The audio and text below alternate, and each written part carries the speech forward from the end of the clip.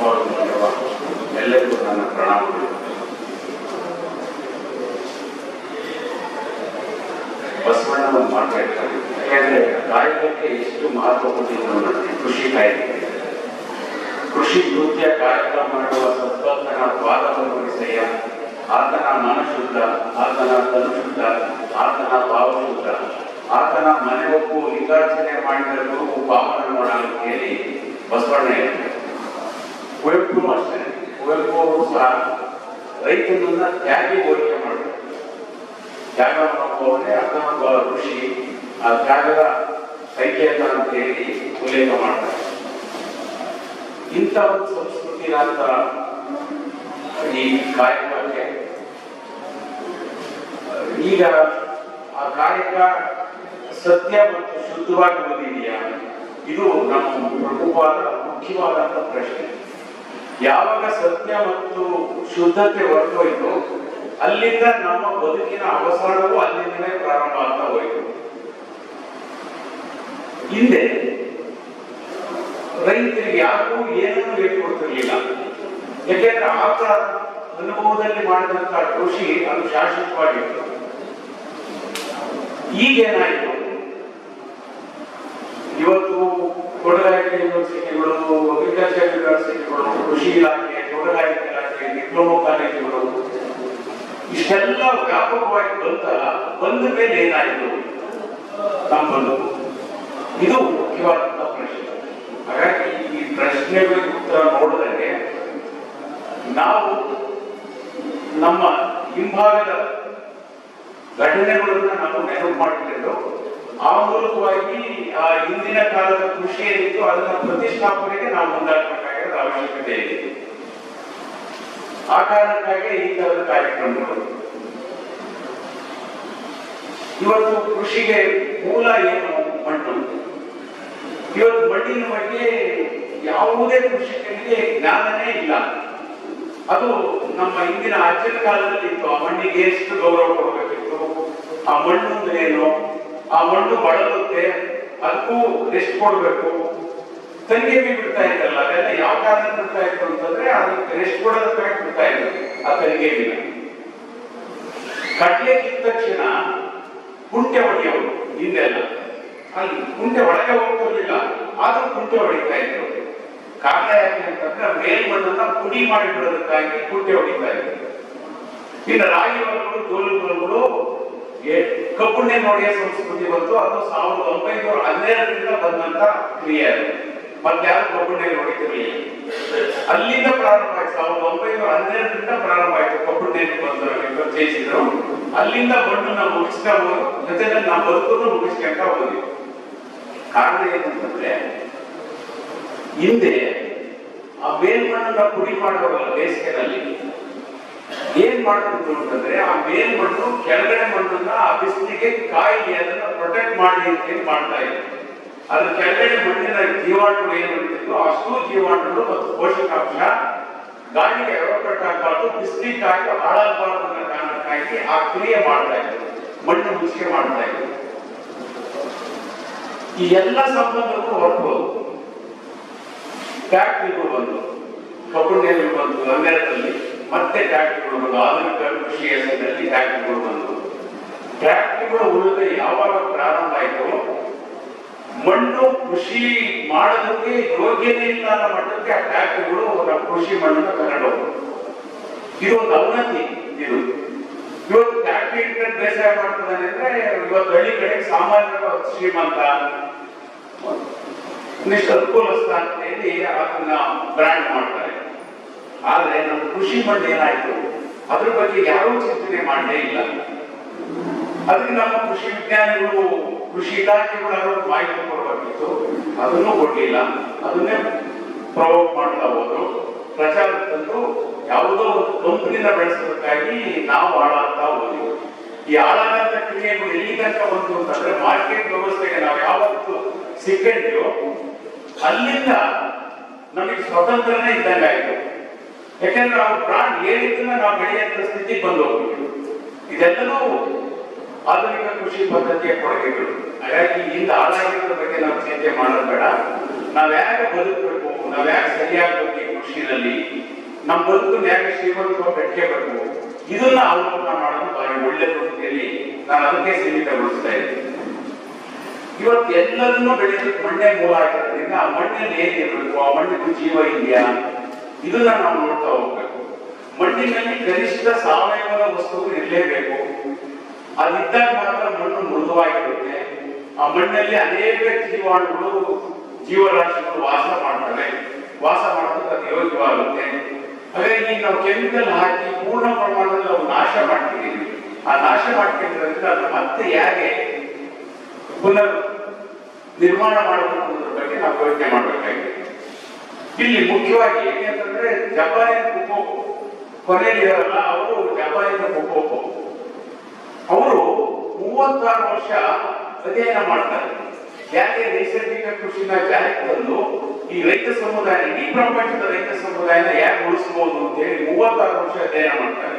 ಅದ್ರಲ್ಲಿ ತೋಟಗಾರಿಕಾ ಬೆಳೆಗಳಾಗಿ ಮತ್ತು ಅಲ್ಪಾವಧಿ ಬೆಳೆಗಳಾಗಿ ಸತತವಾಗಿ 16 ವರ್ಷ ಉಳುಮೆ ಇದ್ದಂಗೆ, ಯಾವುದೇ ಗೊಬ್ಬರ ಹಾಕ್ದಂಗೆ ಬರೀ ಬೀಜ ಚೆಲ್ಲಿ ಯಾಕೆ ಬೆಳಿಬೇಕು ಅಂತ ಹೇಳಿ ಅವರು ಭತ್ತದ ಬದುಕಿನಲ್ಲಿ 16 ವರ್ಷ ಬದುಕಿದ್ದಾರೆ. ಆ ಭತ್ತದ ಹೊಲದ ಬದಿನಲ್ಲಿ 16 ವರ್ಷ ಬದುಕಿ ಏನನ್ನೂ ಮಾಡ್ದಂಗೆ ಭತ್ತ ಬೆಳಿಬಹುದು ಅನ್ನೋದನ್ನು ಕಲಿಸಿಕೊಟ್ಟಂತ ಮಹಾತ್ಮ. ಅಷ್ಟು ಕಲಿಸಿಕೊಟ್ಟ ಮೇಲೆ ಇಡೀ ಪ್ರಪಂಚ ಅವ್ರ ಕಡೆ ಮುಖ ಮಾಡುತ್ತೆ.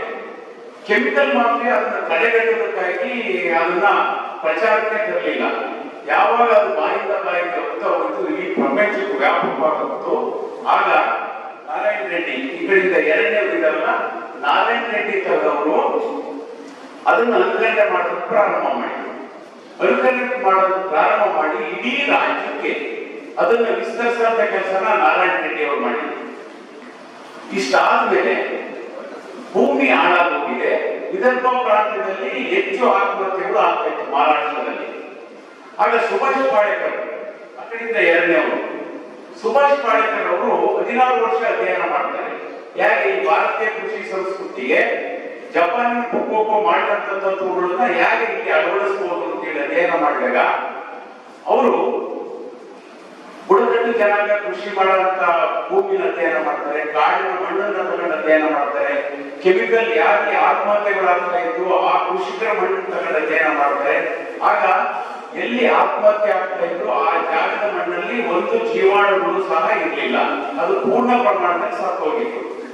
ಆಗ ಇದನ್ನು ಏನ್ ಮಾಡ್ಬೇಕು ಅಂತೇಳಿ ಅವರು ಬುಡಕಟ್ಟು ಜನಾಂಗ ಕೃಷಿ ಮಾಡ್ತಾ ಇದ್ರಲ್ಲ, ಅಲ್ಲಿ ಅಧ್ಯಯನ ಮಾಡುವಾಗ ಅವರು ಶಿವರಾತ್ರಿ ಆದ್ಮೇಲೆ ಒಂದು ಹುಣ್ಣಿಮೆನಲ್ಲಿ ಒಂದು ದೇಶೀಯ ಹಸು ಕೊಡುವಂತ 2 kg ಸಗಣಿ, 2 ಲೀಟರ್ ಗಂಜಲ ಇದನ್ನು ತಗೊಂಡು 10 ಲೀಟರ್ ನೀರಿಗೆ ಹಾಕಿ ಒಂದೊಂದು ಮಡಿಕೆಗೆ ಹಾಕಿ 2 ಅಡಿ ಆಗುತ್ತೆ ಒಂದೊಂದು ಎಕರೆಗೆ ಹಾಕೋ ಮಡಿಕೆಗಳನ್ನ ಊಟ ಹಾಕೋಬಂತೆ. ಯುಗಾದಿ ಆದ್ಮೇಲೆ ಸಾಯುವಾಗ ಒಂದು ಹೊಸ ಮಳೆ ಬರುತ್ತೆ. ಆ ಮಳೆ ಬಂದಾಗ ಅದನ್ನು ತೆಗೆದು 200 ಲೀಟರ್ ನೀರಿಗೆ ಮಿಕ್ಸ್ ಮಾಡಿ ಅದನ್ನ 1 ಎಕರೆಗೆ ಚೆಲ್ಲಿ ಉಳುಮೆ ಮಾಡೋದಕ್ಕೆ ಪ್ರಾರಂಭ ಮಾಡಿದ್ರು. ಆಗ ಮಡಿಕೆನಲ್ಲಿ ಏನಿದೆ ಅಂತ ಗೊತ್ತಾಗ ಪರೀಕ್ಷೆ ಮಾಡಿದಾಗ ಕಾಡಿನ ಮಣ್ಣಲ್ಲಿ ಇದ್ದಂತಹ ಜೀವಾಣುಗಳು ಇದರಲ್ಲಿ ವೃದ್ಧಿಯಾಗಿದೆ ಅಂತ ಗೊತ್ತಾಗಿದೆ. ಆಗ ಅದ್ರ ಮೂಲ ಯಾವುದು ಅಂತ ಹುಡುಕ್ತಾರೆ. ಆಗ ಅದರ ಮೂಲ ದೇಶೀಯ ಹಸುವಿನ ಸಗಣಿ ಅಂತ ಗೊತ್ತಾಗುತ್ತೆ. ಆಗ ಅವರು ದೇಶೀಯ ಹಸುವಿನ ಸಗಣಿ ಇಟ್ಕೊಂಡು ಮತ್ತೊಂದು 5 ವರ್ಷ ಅಧ್ಯಯನ ಮಾಡಿ ಆ ದೇಶೀಯ ಹಸುವಿನ ಸಗಣಿಯಲ್ಲಿರುವ ಜೀವಾಣುಗಳು ಮತ್ತು ಕಾಡಿನ ಮಣ್ಣಲ್ಲಿ ಇದ್ದಂತಹ ಜೀವಾಣುಗಳನ್ನ ತುಲನಾತ್ಮಕವಾಗಿ ಅಧ್ಯಯನ ಮಾಡಿದಾಗ ಅವೆರಡು ಒಂದೇ ಅಂತ ಗೊತ್ತಾದ್ಮೇಲೆ ಅದನ್ನ ಅವರು ಅಲ್ಲಿಂದ ಇವ್ರ ಕೆಲಸ ಏನು, ಈ ಜೀವಾಣುಗಳ ಕೆಲಸ ಏನು ಅಂತ ಹೇಳಿ ಹುಡುಕ್ತಾ ಹೋಗ್ತಾರೆ. ಆಗ ಗೊತ್ತಾಗುತ್ತೆ ಒಂದು ಗಿಡ ಪರಿಪೂರ್ಣವಾಗಿ ಬೆಳಿಬೇಕು ಅಂತಂದ್ರೆ 108 ಅನ್ನದ್ರವ್ಯ ಬೇಕು. ಆ 108 ಅನ್ನದ್ರವ್ಯಗಳಲ್ಲಿ ಗಾಳಿಯಿಂದ ನಮಗೆ ಆಮ್ಲಜನಕ, ಜಲಜನಕ ಮತ್ತು ಸಾರಜನಕ ಸಿಕ್ಕುತ್ತೆ. ಅದರ ಪರ್ಸೆಂಟೇಜ್ ಎಷ್ಟು? 95% ಒಂದು ಗಿಡಕ್ಕೆ ಬೇಕಾದಂತ ಆಹಾರ ಅಲ್ಲಿ ಸಿಕ್ಕೋಗ್ಬಿಡುತ್ತೆ ಗಾಳಿಯಿಂದ. ಇನ್ನ ಕೇವಲ 105 ಅನ್ನ ಪೋಷಕಾಂಶಗಳು ಬೇಕಿತ್ತಲ್ಲ ಅದು ಮಣ್ಣಿನಿಂದ ಸಿಗ್ಬೇಕಾಗಿಲ್ಲ. ಆ 105 ಅನ್ನ ದ್ರವ್ಯಗಳನ್ನ ಮಣ್ಣಿಂದ ಕೊಡಬೇಕು ಅಂತಂದ್ರೆ ಅದಕ್ಕೆ ದಾರಿ, ಅದಕ್ಕೆ ಮೂಲ ಯಾವುದು ಅಂತಂದ್ರೆ ಈ ಜೀವಾಣುಗಳು, ಅದ್ರ ಮೀಡಿಯೇಟ್. ಈ ಭೂಮಿ ಸೃಷ್ಟಿಯಾಗುವಾಗಲೇ ಪೋಷಕಾಂಶಗಳ ಕಣಜ ಸೃಷ್ಟಿಯಾಗಿ ಹೋಗಿದೆ ಭೂಮಿನಲ್ಲಿ. ಅದು ಆಹಾರ ಗಿಡಗಳಿಗೆ ಲಭ್ಯವಾಗುವಂತ ವ್ಯವಸ್ಥೆ ಆಗ್ಬೇಕು. ಆ ವ್ಯವಸ್ಥೆಗೆ ಈ ಸಗಣಿನಲ್ಲಿರುವಂತ ಜೀವಾಣುಗಳು ಮೀಡಿಯೇಟ್ ಆಗ್ತವೆ. ಹಾಗೆ ಸಹಜವಾಗಿ ಆಗ್ತಾ ಹೋಗುತ್ತೆ. ಉದಾಹರಣೆಗೆ ನೀವು ಒಂದು ಅಕೌಂಟ್ ಅಲ್ಲಿ ನಿಮ್ಮ ಹತ್ರ SB ಅಕೌಂಟ್ ಅಲ್ಲಿ ದುಡ್ಡಿದ್ರೆ ನೀವು ಹಾಕಿದಂಗೆ ಕರೆಂಟ್ ಅಕೌಂಟ್ ಅಲ್ಲಿ ಹಾಕಿದ್ರೆ ಮತ್ತೆ ದುಡ್ಡು ವಾಪಸ್ ತಗೊಂತೀವಿ, ಕರಗುತ್ತೆ, ಮತ್ತೆ ಹಾಕ್ತೀವಿ, ಮತ್ತೆ ಅಲ್ಲಿ ತುಂಬುತ್ತೆ. ಹಂಗೆ ನಾವಿಲ್ಲಿ ಡಿಪಾಸಿಟ್ ಮಾಡ್ತಾ ಹೋಗ್ಬೇಕು ಜೀವಾಣುಗಳನ್ನ. ಆ ಜೀವಾಣುಗಳನ್ನು ಡಿಪಾಸಿಟ್ ಮಾಡೋದಕ್ಕೆ ಮೂಲ ಏನು ಅಂತಂದ್ರೆ ಮುಚ್ಚಿಗೆ.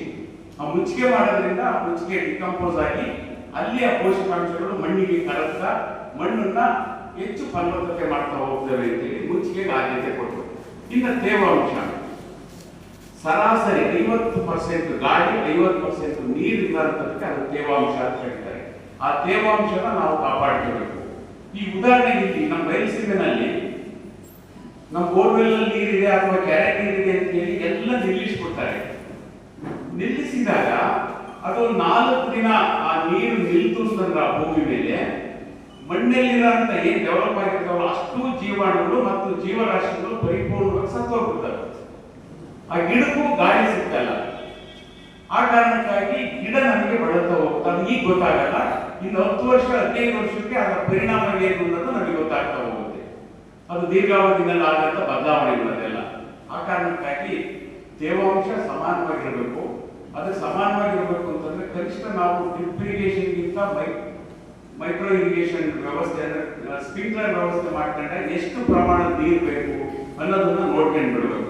ಅದಕ್ಕೆ ನಾರಾಯಣ ರೆಡ್ಡಿ ಅವರು ಹೇಳೋರು ನೀರನ್ನ ಏನ್ ಕೊಡ್ಬೇಕು ಅಂತಂದ್ರೆ ನಮ್ಮ ತೋಟದ ಮೇಲ್ಪಡೆ ಬೆಳೆದಂತ ಒಂದು ಕಳೆ ಅದು ಕಿವಿ ಇಲ್ಲೇ ಬಿಟ್ಟು ಅಂತಂದ್ರೆ ಮೇಲ್ಮಣ್ಣಲ್ಲಿ ತೇವಾಂಶ ಹೋಗಿದೆ ಅಂತ ಅರ್ಥ. ಆಗ ನೀವು ನೀರು ಕೊಡಿ.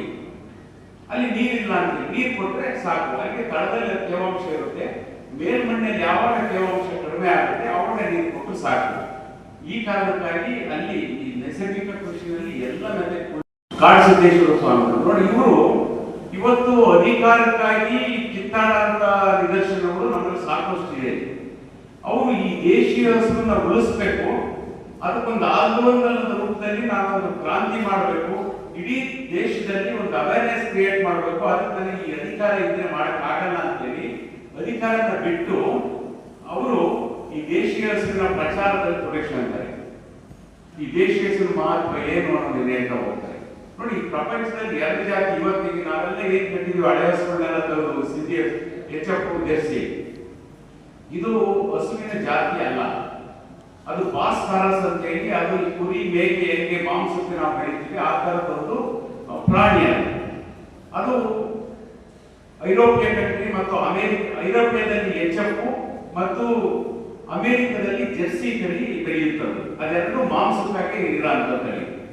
ಇಲ್ಲಿ ಬಾಸ್ ಇಂಡಿಕಾಸ್ ಅಂತ ಹೇಳಿ ಏನು ಭುಜ ಇರುತ್ತೆ, ಗಂಗೋಟಿಗೆ ಇರುತ್ತೆ, ಕೋಡ್ ಇರುತ್ತೆ, ಇದು ದೇಶೀಯ ಹಸು. ಇದು ದಕ್ಷಿಣ ಆಫ್ರಿಕಾ ಮತ್ತು ಏಷ್ಯಾದ ಕೆಲವು ಭಾಗದಲ್ಲಿ ವಾಸ ಮಾಡುವಂಥದ್ದು. ಹಾಗಾಗಿ ಇದು ಕೊಡುವಂತ ಸಗಣಿ ಏನಿದೆ, ಆ ಸಗಣಿಯ ಕರಳು ವಿಶೇಷವಾಗಿರೋದ್ರಿಂದ ಅದು ಎಂಥ ವಸ್ತು ತಿಂದರೂ ಸಹ 150ಕ್ಕೂ ಹೆಚ್ಚು ಜಾತಿ ಜೀವಾಣುಗಳನ್ನ ಸಗಣಿ ಜೊತೆನಲ್ಲಿ ಮಿಕ್ಸ್ ಮಾಡಿ ನಮಗೆ ಸಗಣಿ ಕಳಿಸ್ಕೊಡುತ್ತೆ. ಆ ಸಗಣಿನ ನಾವು ಮಲ್ಟಿಫೈ ಮಾಡಿ ಆ ಜೀವಾಣುಗಳನ್ನ ನಾವು ಭೂಮಿಗೆ ಹಾಕಿದಾಗ ಭೂಮಿನಲ್ಲಿ ಸಹಜವಾಗಿ ಎಷ್ಟಿರಬೇಕು ಅಷ್ಟು ಜೀವಾಣುಗಳ ಸಂಖ್ಯೆ ಹೆಚ್ಚುತ್ತಾ ಹೋಗುತ್ತೆ ಅಂತ ಹೇಳಿ ಅದನ್ನು ಕಲಿಸ್ಕೊಡ್ರು. ಹಾಗಾಗಿ ಒಂದು ಸಸ್ಯಕ್ಕೆ ಬೇಕಾಗುವಂತಹ ಪೋಷಕಾಂಶಗಳನ್ನು ಸಪ್ಲೈ ಮಾಡೋದಕ್ಕಾಗಿ ಆ ಜೀವಾಣುಗಳು ಇರುವಾಗ, ಈ ಉದಾಹರಣೆಗೆ ನಮಗೆ NPK ನಾವು ಬಳಸ್ತೀವಿ. NPK ಸರಾಗಕ್ಕೆ ಎಲ್ರಿಗೂ ಗೊತ್ತು, ಪ್ರಧಾನ ಪೋಷಕಾಂಶಗಳು. ನಮಗೆ ನೈಟ್ರೋಜನ್ ಬೇಕು ಅಂತಂದಾಗ ಸಹಜವಾದಂತಹ ಮಣ್ಣಲ್ಲಿ ರೈಸೋಬಿಯಂ ಬ್ಯಾಕ್ಟೀರಿಯಾಗಳು ಇರ್ತವೆ. ಅವು ಸಾರಜನಕನ ಹೀರಿ ಗಿಡಕ್ಕೆ ಸಪ್ಲೈ ಕರಗಿಸಿ ಗಿಡಕ್ಕೆ ಸಪ್ಲೈ ಮಾಡೋಂಥ ಕೆಲಸ ಮಾಡ್ತವೆ. ಹಾಗೆ ನಮಗೆ ಪೊಟ್ಯಾಶ್ ಬೇಕು, ತಕ್ಷಣನೇ ಆ ಗಿಡ ಕೇಳಿದ ತಕ್ಷಣನೇ ಆ ಬ್ಯಾಸಿಲಸ್ ಸಿಲಿಕಸ್ ಅಂತ ಹೇಳಿ ಬ್ಯಾಕ್ಟೀರಿಯಾಗಳು ಇರ್ತವೆ. ಅವು ಆ ಪೊಟ್ಯಾಶ್ ಕಣನ ಕರಗಿಸ್ಬಿಟ್ಟು ಗಿಡಕ್ಕೆ ಸಪ್ಲೈ ಮಾಡೋಂಥ ಕೆಲಸ ಮಾಡ್ತವೆ.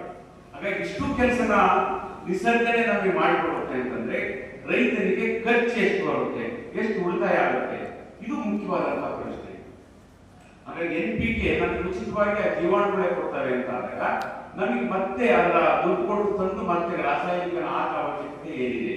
ಈ ಕಾರಣಕ್ಕಾಗಿ ನೈಸರ್ಗಿಕ ಕೃಷಿ ಶಾಶ್ವತವಾದಂಥದ್ದು. ಇಲ್ಲಿ ಸಾವಯವ ನೈಸರ್ಗಿಕ ಇಂಥದ್ದೆಲ್ಲ ಗೊಂದಲಗಳಿದೆ. ಇದೇ ಕಾರಣಕ್ಕಾಗಿ ಗೊಂದಲ ನಿವಾರಣೆ ಮಾಡಬೇಕು ಅಂತ ಹೇಳಿ ಜೂನ್ 5ಕ್ಕೆ ದಾವಣಗೆರೆಯಲ್ಲಿ ಪ್ರತಿ ಜಿಲ್ಲೆಯಿಂದ 2 ರಿಂದ 5 ಜನ ರೈತರನ್ನ ಕರೆಸಿ ಈ ಗೊಂದಲಗಳು ಬೇಡ, ಯಾವ ರೈತ ಏನನ್ನೂ ಕೊಂಡ್ಕೊಂಡಂಗೆ ನನ್ನ ಕೃಷಿ ಮಾಡ್ತಾನೆ ಅವನು ನಿಜವಾದ ಸಾವಯವ ಕೃಷಿಕ ನೈಸರ್ಗಿಕ ಕೃಷಿಕ ಅಂತ ಹೇಳ್ಬೋದು. ಜುಲೈಯಲ್ಲಿ ಮತ್ತೆ ಬೇರೆ ತರದ ಒಂದು ಸ್ವರೂಪ ಕೊಟ್ಟು ಇಡೀ ರಾಜ್ಯದಲ್ಲಿ ಒಬ್ಬ ರೈತ ಹೆಂಗೆ ಸ್ವಾವಲಂಬಿಯಾಗಿ ಬದುಕಬಹುದು ಅನ್ನೋದನ್ನ ಕಲಿಸಿಕೊಡೋದಕ್ಕೆ ಸರ್ಕಾರ ನಮ್ಮ ಜೊತೆನಲ್ಲಿ ಏನ್ ಕೆಲಸ ಮಾಡುತ್ತೆ ಅಂತೇಳಿ ಮುಖ್ಯಮಂತ್ರಿ ಮತ್ತು ಕೃಷಿ ಸಚಿವರು ಮತ್ತು ತೋಟಗಾರಿಕಾ ಸಚಿವರ ಜೊತೆನಲ್ಲಿ ಒಂದು ಚರ್ಚೆ ಇಟ್ಕೊಂಡಿದ್ದೀವಿ. ಮುಖ್ಯಮಂತ್ರಿಗಳು ಅದು ಒಪ್ಪಿದ್ದಾರೆ. ಹಾಗಾಗಿ ಜುಲೈ ತಿಂಗಳಲ್ಲಿ ಆ ಕೆಲಸ ನಡೆಯುತ್ತೆ. ಹಾಗಾಗಿ ಮಳೆ ಆಶ್ರಿತ ಬೆಳೆಗಳು ಇನ್ನು ಮುಂದಿನ ದಿನದಲ್ಲಿ ಇದೆ. ಯಾಕೆಂತಂದ್ರೆ ಇವತ್ತು ನಾವು ಆದ್ಯತೆ ಕೊಟ್ಟಿರುವಂತದ್ದು ತೋಟಗಾರಿಕಾ ಬೆಳೆಗಳಿಗೆ. ಇವತ್ತು ತೋಟಗಾರಿಕಾ ಬೆಳೆಗಳನ್ನ ಸರಳವಾಗಿ ಮಾಡಿಬಿಡಬಹುದು, ಪರಿವರ್ತನೆ ಮಾಡಬಹುದು, ಅವಕಾಶ ಇದೆ. ಹಾಗಾಗಿ ನಾವು ಇವತ್ತು ತೋಟಗಾರಿಕಾ ಬೆಳೆಗಳನ್ನ ಹೆಂಗೆ ನಾವು ರಾಸಾಯನಿಕದಿಂದ ಸಾವಯವ ಅಥವಾ ನೈಸರ್ಗಿಕ ಬದಲಾವಣೆ ಮಾಡಬಹುದು ಅನ್ನೋ ಒಂದು ಅಂತ. ಎರಡನೇದು, ತೋಟಗಾರಿಕಾ ಬೆಳೆಗಳಲ್ಲಿ ಹೆಂಗೆ ಉಪ ಬೆಳೆಗಳನ್ನ ಬೆಳೆದು ನಮ್ಮ ಆದಾಯನ ಯಾಕೆ ಇನ್ನು ಮುಂದಿನ ದಿನದಲ್ಲಿ ಕೆಲಸ ಮಾಡಬೇಕಾಗುತ್ತೆ. ಇವತ್ತು ನಾರಾಯಣಪುರದ ಇವತ್ತು ಹುಡುಗರು ಈ ಕಾರ್ಯಕ್ರಮ ಮಾಡಿದ ಮೇಲೆ ನಿಮ್ಮ ಜವಾಬ್ದಾರಿ ಮುಗಿಲಿಲ್ಲ. ಒಂದೊಂದು ಕ್ಲಸ್ಟರ್ ಮಾಡ್ಕೊಳ್ಳಿ, 10 ಜನಕ್ಕೆ ಒಂದು ಕ್ಲಸ್ಟರ್ ಮಾಡ್ಕೊಳ್ಳಿ. ಇವತ್ತು ಆಗಲೇ ಭರತ್ ಹೇಳಿದ್ರು, ಏರುಮಡಿ ಪದ್ಧತಿನಲ್ಲಿ ತರಕಾರಿ ಮತ್ತು ಸೊಪ್ಪನ್ನ ಬೆಳೆದು ಯಾಕೆ ನಾವು ಸುಸ್ಥಿರವಾಗಬಹುದು ಅನ್ನೋದ್ರ ಬಗ್ಗೆ ಹೇಳಿದ್ರು. ಇಲ್ಲಿ ಅಮೃತ ಭೂಮಿ ಯೋಜನೆ, ಅಮೃತ ಭೂಮಿನವರು ರೈತರಿಗೆ 1 ಎಕರೆನ ಕೊಟ್ಟು 1 ಎಕರೆನಲ್ಲಿ ಒಬ್ಬ ರೈತ 1 ತಿಂಗಳಿಗೆ 1 ರಿಂದ 1.25 ಲಕ್ಷ ರೂಪಾಯಿ ದುಡಿಮೆ ಮಾಡಿಸೋದಕ್ಕೆ ವ್ಯವಸ್ಥೆ ಮಾಡಿಕೊಟ್ಟಿದ್ದಾರೆ. ಹಾಗಾಗಿ ಇದು ಪ್ರಾಕ್ಟಿಕಲ್.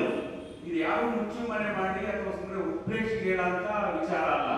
ಅಲ್ಲೇ ರೈತ 1 ಎಕರೆಗೆ 1 ತಿಂಗಳಿಗೆ 1 ರಿಂದ 1.25 ಲಕ್ಷ ರೂಪಾಯಿ ದುಡಿತಾ ಇದ್ದಾರೆ.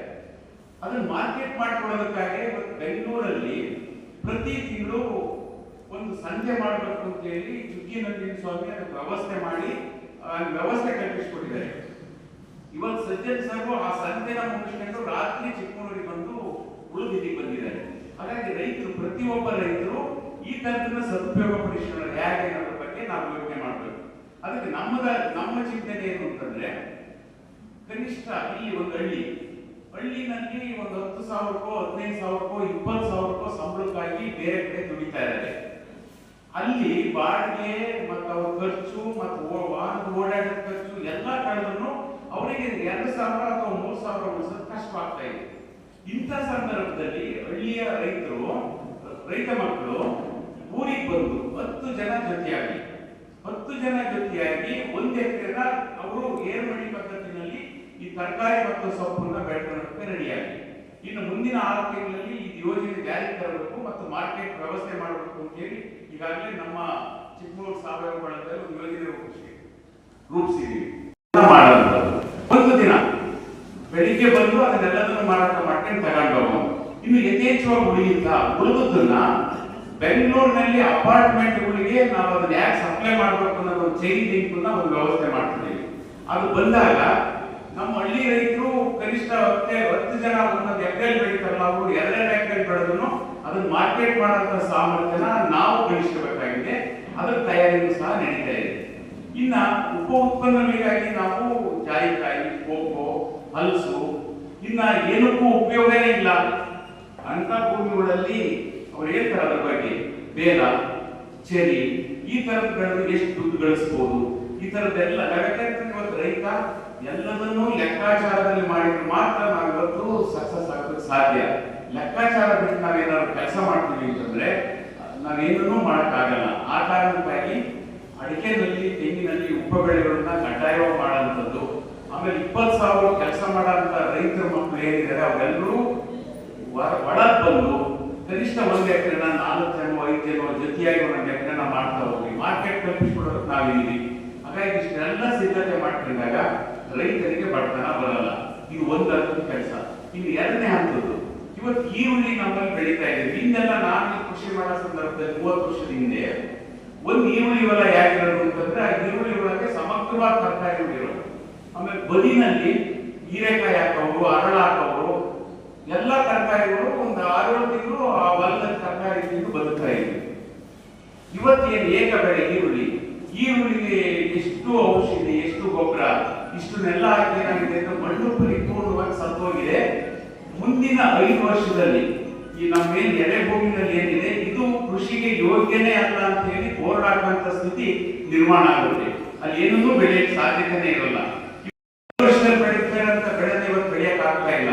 ಅಂಕಿಅಂಶಗಳನ್ನು ಇಟ್ಕೊಳ್ಳಿ. ಆ ಕಾರಣಕ್ಕಾಗಿ ಹಂತವಾಗಿ ಈ ಉದಾಹರಣೆಗೆ ಒಬ್ಬರ 10 ಎಕರೆ ಇದೆಯಾ, 10 ಎಕರೆದಲ್ಲಿ 1 ಎಕರೆನ ನೀವು ಕನ್ವರ್ಷನ್ ತಗೊಳ್ಳಿ, ನ್ಯಾಚುರಲ್ ಫಾರ್ಮಿಂಗ್ ಅಥವಾ ಸಾವಯವ ತಗೊಂಡ್ರೆ ಅದು ಪರಿಪೂರ್ಣವಾದಂತಹ ತರಬೇತಿನ ಕೊಡೋದಕ್ಕೆ ಒಂದು ಚಿತ್ರ ಅಂತ ಒಂದು ಸಂಸ್ಥೆ ಇದೆ. ಅವ್ರು ಕೊಟ್ಟೂರು ಆ ಭಾಗದಲ್ಲಿ ಏನೂ ಬೆಳೆಯಕ್ಕಾಗಂತ ಜಾಗದಲ್ಲಿ ಇವತ್ತು ಒಬ್ಬ ರೈತ ಪರಿಪೂರ್ಣವಾಗಿ ಸ್ವಾವಲಂಬಿಯಾಗಿ ಬದುಕಬಹುದು ಅಂತ ತೋರಿಸ್ಕೊಟ್ಟಿದ್ದಾರೆ. ಹಾಗಾಗಿ ಅವರನ್ನೆಲ್ಲ ಕರ್ಕೊಂಡು ಬರೋಣ. ಈರುಳ್ಳಿ ಹೆಂಗ್ ಬೆಳಿಬೇಕು, ಮೆಣಸಿನಕಾಯಿ ಹೆಂಗ್ ಬೆಳಿಬೇಕು, ಗೊಬ್ಬರ ಇದ್ದಂಗೆ, ಔಷಧಿ ಇದ್ದಂಗೆ, ಇದೆಲ್ಲದನ್ನು ಮಾಡ್ತಾ ನಾವು ಮಣ್ಣನ್ನ ಸಸ್ಟೈನಬಲ್ ಆಗಿ ಮಾಡ್ಕೊಂಡು ನಾವು ಕೃಷಿ ಮಾಡಿದ್ರೆ ನಾವು ಉಳಿತೀವಿ. ಇಲ್ಲ ಅಂತಂದ್ರೆ ನಮ್ಮಂತ ನೂರಾರು ಹಳ್ಳಿಗಳು ಪರಿಪೂರ್ಣವಾಗಿ ನಾಶದ ಹಂಚಿಗೆ ಬಂದು ಹೋಗ್ತವೆ. ಯಾಕೆಂತಂದ್ರೆ ಇವತ್ತು ವಿಶ್ವಸಂಸ್ಥೆ ಏನಿದೆ, ಭಾರತದ 60% ಮಣ್ಣು 2044 ಒಳಗಡೆಗೆ ಕೃಷಿ ಯೋಗ್ಯನೇ ಅಲ್ಲ. ಅಲ್ಲಿ ಬೆಳೆದಂತ ಆಹಾರನ ತಿಂದ್ರೆ ಅಲ್ಲಿ ರೋಗಗಳು ಬರೋದು ಪ್ರಾರಂಭ ಆಗುತ್ತೆ ಅಂತ ಹೇಳಿ ಎಚ್ಚರಿಕೆ ಕೊಟ್ಟಿದೆ. ಆ ಎಲ್ಲರನ್ನೂ ನಾವು ದೃಷ್ಟಿಕೋನದಲ್ಲಿ ಇಟ್ಕೊಂಡು ಮುಂದಿನ ಕೃಷಿ ಬದುಕು ಹೇಗಿರಬೇಕು ಅಂತ ಹೇಳಿ ನಾವು ರೂಪಿಸ್ಬೇಕು. ಅದಕ್ಕೆ ಇವತ್ತು ನಮ್ಮ ಹಳ್ಳಿಯ ಕಡೆ ಸಾವಯವ ಕಡೆ ಅಂತೇಳಿ ಸ್ಲೋಗನ್ ಏನು ಬಿಡಿದೀವಿ. ಆದ್ರೆ ಏನಿದ ಮೇಲೆ ಅಷ್ಟೇ ಬದ್ಧತೆಯಿಂದ ನಮ್ಮೂರಿನ ರೈತರನ್ನ ಪರಿಪೂರ್ಣವಾಗಿ ಬದಲಾವಣೆ ಮಾಡೋದ್ರ ಕಡೆಗೆ ನಮ್ಮ ಜವಾಬ್ದಾರಿ ಈ ಯುವಕರ ಮೇಲೆ ಇದೆ. ನೀವೇನು ಹೋಗಿ ಅವ್ರು ಹೊಲದಲ್ಲಿ ಕೆಲಸ ಮಾಡ್ಬೇಕಾಗಿಲ್ಲ, ಆದ್ರೆ ಅವ್ರ ಮನ ಪರಿವರ್ತನೆಗೆ ಈಗ ಜಯಣ್ಣ ಇವರೆಲ್ಲ ಮಾಡ್ತಿದ್ದಾರೆ. ಅವರೆಲ್ಲರೂ ಒಂದು ಕ್ಲಸ್ಟರ್ ಮಾಡಿ ವಾರಕ್ಕೊಂದ್ಸರಿ ಒಂದೊಂದು ತೋಟಕ್ಕೆ ಹೋಗಿ ಎಲ್ಲರೂ ಸೇರಿ ಅಲ್ಲಿ ಬದಲಾವಣೆನ ಗಮನಿಸಿ, ಅಲ್ಲಿ ಕಲೀರಿ. ಬೇರೆ ಊರಿಗೆ ಹೋಗೋದೇ ಬೇಡ, ಅಲ್ಲಿ ಕಲೀರಿ. ಕಲ್ತ ಮೇಲೆ ಏನ್ ಕಲಿಸ್ಬೇಕು ಅನ್ನೋದು ನಾವು ನೀವು ಕಲಿಸ್ತೀವಿ. ಕಲಿಸಿದ ಮೇಲೆ 4 ಜನ ಯಾರು ಪಕ್ಕದ ತೋಟದವರಿಗೆ ಏನ್ ಮಾಡಬಹುದು ಅಂತ ಮಾಹಿತಿ ಕೊಡಿ. ಹಾಗಾಗಿ ಮೊದಲು ಈ ತರದ ಕೆಲಸಗಳು ಪರಸ್ಪರವಾಗಿ ವಿನಿಮಯ ಮಾಡ್ಕೊಂತ ನಮ್ಮ ಸಂಪರ್ಕಗಳನ್ನು ಹೆಚ್ಚು ಮಾಡ್ಕೊಂತ ಏನನ್ನೂ ಮಾಡೋದಕ್ಕೆ ಸಾಧ್ಯತೆನೇ ಇಲ್ಲ. ಭವಿಷ್ಯ ಬಹಳ ಕಠೋರವಾಗಿದೆ. ಹಾಗಾಗಿ ಅನ್ಯೋನ್ಯತೆಯಿಂದ ಬದುಕುವಂಥದ್ದನ್ನು ನಾವು ಕಲಿಯಬೇಕು. ಜೊತೆಯಲ್ಲಿ ಪರಸ್ಪರ ಸಂಪರ್ಕದಿಂದ ನಾವು ಬೆಳಿಬೇಕಾದಂಥ ಅನಿವಾರ್ಯತೆ ಇದೆ. ಇವತ್ತು ಅಡಿಕೆ ಇವತ್ತು ಎಲ್ಲ ಕಡೆ ಅಡಿಕೆ ಆಗ್ತದೆ. ಕಳೆದ 30 ವರ್ಷದಿಂದನೂ ನಾನು ಈ ಮಾತು ಕೇಳ್ತಾ ಬರ್ತಾನೆ. ಅಡಿಕೆ ಎಲ್ಲ ಕಡೆ ಅಡಿಕೆ ಆಗ್ತಾ ಇದೆ, ಮುಂದಿನ ವರ್ಷದ ರೇಟ್ ಏನಾಗುತ್ತೋ ಏನಾಗುತ್ತೆ, ಏನೂ ಆಗಿಲ್ಲ. ಅವತ್ತಿಂದ ಇವತ್ತು 50,000 ರೂಪಾಯಿ ಜಾಸ್ತಿನೇ ಆಗಿದೆ. ಅದು ಯೋಚನೆ ಬಿಟ್ಟು ಹಾಕಿಬಿಟ್ಟು ನಾವೇನ್ ಮಾಡ್ಬೇಕು ನಮ್ಮ ತೋಟದಲ್ಲಿ, ಅಷ್ಟು ಉಪ ಬೆಳೆಗಳನ್ನು ನಾವೇನು ಕನ್ವರ್ಟ್ ಮಾಡಬೇಕು. ಒಂದೇ ಬೆಳೆ ಜೊತೆನಲ್ಲಿ 2-3 ಬೆಳೆಗಳನ್ನು ಬೆಳೆದು 2-3 ಆದಾಯನ ಯಾಕೆ ತೆಗಿಬೇಕು ಅಂತ ಹೇಳಿ ಯೋಚನೆ ಮಾಡ್ತಾ ಇನ್ನು ಅಲ್ಪಾವಧಿ ಬೆಳೆಗಳಿಗೆ ಮುಂದಿನ ದಿನದಲ್ಲಿ ನೀವು ಗಮನ ಕೊಡ್ತಾ ನಮ್ಮ ಕೃಷಿನ ಸತ್ಯ ಮತ್ತು ಶುದ್ಧ ಕಾಯಕದಿಂದ ಮಾಡಿದ್ರೆ ಬಸವಣ್ಣ ಏನ್ ಕೃಷಿಕನಿಗೆ ಗೌರವ ಕೊಟ್ಟಿದ್ದ ಅದನ್ನ ನಾವು ಇವತ್ತು ಸಾರ್ಥಕಗೊಳಿಸಿದಂಗಾಗುತ್ತೆ. ಕುವೆಂಪು ಏನೇನಿದ್ರು, ತ್ಯಾಗಿ ಏನೇನಿದ್ರು, ಆ ತ್ಯಾಗ ಮನೋಭಾವನೆ ಇವತ್ತು ಅದು ಶಾಶ್ವತ ಉಳಿಯುತ್ತೆ ಅಂತ ಹೇಳ್ತಾ ಇವತ್ತಿನ ಉದ್ಘಾಟನೆ ಇವತ್ತು ನಾನು ಮಾಡಿದ್ದೀನಿ. ಇದು ಇನ್ನ ಈ ಜ್ಯೋತಿ ಬೆಳಗ್ತಾ ಹೋಗ್ಬೇಕು. ಎಲ್ಲರ ಮನೆಯಲ್ಲೂ ಜ್ಯೋತಿ ಬೆಳೆಸುವಂತ ಕೆಲಸ ನಮ್ಮ ಹಳ್ಳಿ ಸಂಘದವರು ಮೇಲಿದೆ. ಆ ಜವಾಬ್ದಾರಿನ ನೀವು ಚಾಚು ತಪ್ಪದೆ ಮಾಡಿ ನಿಮ್ಮೊಟ್ಟಿಗೆ ನಾವೆಲ್ಲ ಇರ್ತೀವಿ ಅಂತ ಹೇಳ್ತಾ ನನ್ನ ಮಾತು ಮುಗಿಸ್ತೀನಿ. ಎಲ್ರಿಗೂ ನಮಸ್ಕಾರ. ಸಾಧನೆ ಇದೆಯಲ್ಲ ಅದನ್ನ ನಾನು ನೆನಪು ಮಾಡಿಕೊಡ್ಬೇಕು ಹೇಳಿದ್ರಿ. ಯಾಕಂದ್ರೆ ಇವತ್ತಿಗೆ 12ನೇ ತಿಂಗಳ ಕಾರ್ಯಕ್ರಮ ನಾವು ಇವತ್ತು ಪೂರೈಸಿದ್ದೀವಿ. ನಾವು ಮೊದಲು 6 ತಿಂಗಳು ಮಣ್ಣಿನ ಬಗ್ಗೆ ಇಟ್ಕೊಂಡಿದ್ವು, ಮತ್ತೆ 6 ತಿಂಗಳು ಉಪ ಬೆಳೆಗಳ ಬಗ್ಗೆ ಇಟ್ಕೊಂಡಿದ್ವು. ಈಗ ಮತ್ತೆ ಮುಂದಿನ 6 ತಿಂಗಳು ಏರ್ಮಡಿ ಪದ್ಧತಿನಲ್ಲಿ ತರಕಾರಿ ಮತ್ತು ಸೊಪ್ಪು ಬೆಳೆದು ಮಾರ್ಕೆಟ್ ಮಾಡೋದು ಹೇಗೆ ಅನ್ನೋದ್ರ ಬಗ್ಗೆ ನಾವು 6 ತಿಂಗಳು ಪರಿಪೂರ್ಣವಾಗಿ ಆಲೋಚನೆ ಮಾಡ್ತೀವಿ. ಅದೆಲ್ಲದಕ್ಕೂ ಸಾಥ್ ಕೊಡೋದಕ್ಕೆ ನಮ್ಮ ಭರತ್, ಗಿರೀಶು, ಪ್ರೇಮಣ್ಣ, ಸುನೀಲು, ಶಿವು ಇವರೆಲ್ಲರೂ ಇದ್ದಾರೆ. ಹಾಗಾಗಿ ಎಲ್ಲರ ಹೆಸರು ನಾನು ಯಾಕಂತಂದ್ರೆ ಅವರೆಲ್ಲರೂ ಶ್ರಮ ಎಷ್ಟಿದೆ ಅಂತಂದ್ರೆ ಆ ತರದ ಯುವಕರು ಇವತ್ತು ಬೇಕಾಗಿದೆ. ಅವರು ಇದರಿಂದಲೇ ನಾಳೆ ಕೃಷಿ ಉಳಿಯುತ್ತೆ ಅನ್ನೋ ಭರವಸೆ ನನಗೆ ಮೂಡ್ತಾ ಇದೆ. ಆ ತರಕ್ಕೆ ನಮ್ಮ ಹಳ್ಳಿ ಸಂಘದ ಯುವಕರು ರೆಡಿಯಾಗಬೇಕು. ರೆಡಿಯಾಗಲಿ ಅಂತ ನಾನು ಮಾತು ಮುಗಿಸ್ತೀನಿ. ಈಗ ನಮ್ಮೆಲ್ಲರ